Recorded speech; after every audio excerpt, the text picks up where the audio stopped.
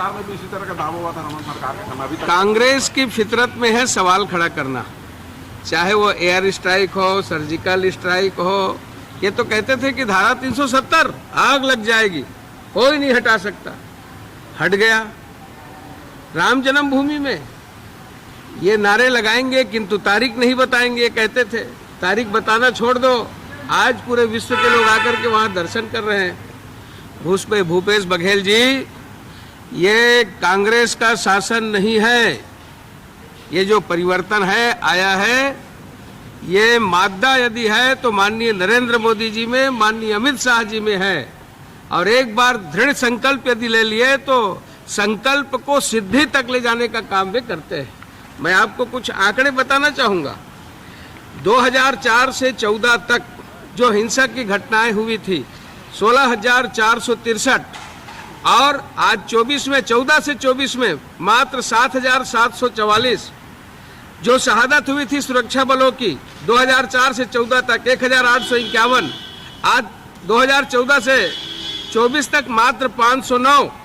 इस प्रकार से मैं आपको बता दूं कि नक्सल प्रभावित जिले पहले जो संख्या थी 2014 में वो 126 थी, आज हम 5 में हैं।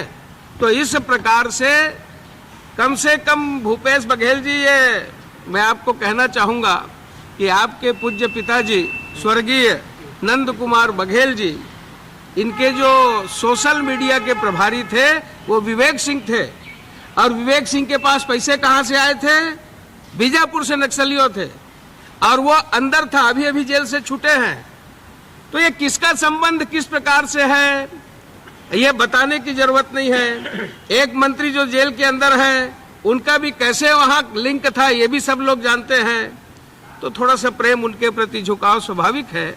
मैं कह सकता हूं कि जो टारगेट तय करते हैं सिद्धि निश्चित होती है, कहीं किसी प्रकार की शंका नहीं।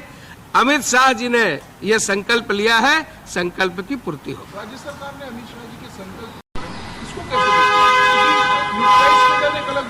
न्यूट्रलाइज किए जाने का अलग विषय होता है, लेकिन नक्सली आत्मसमर्पण कर रहे हैं, उसके लिए वातावरण वहां पर बना हुआ है। निश्चित रूप से यही तो विशेषता है। ये चाहे देश के और कई हिस्सों में आंतरिक आतंकवाद था, वहां भी उन्होंने जिस बुद्धिमत्ता के साथ, उसी प्रकार से जब कश्मीर की समस्या हल कर लिए, जो एक प्रकार से जहां बाह्य आतंकवाद था, यहां तो आंतरिक की बात थी।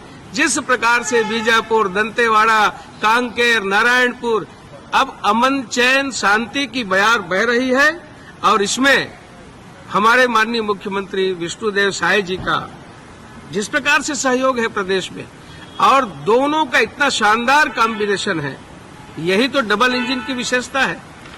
मैं ये कह सकता हूं कि आने वाले समय में नक्सलवाद समाप्त होगा, धैर्य के साथ, और पूरे विश्वास रखे माननीय भूपेश बघेल जी, ये भारतीय जनता पार्टी के अमित शाह जी। नक्सलवाद तो समाप्त हो जाएगा, लेकिन जिनका विश्वास है कि नहीं होगा वो क्या करेंगे?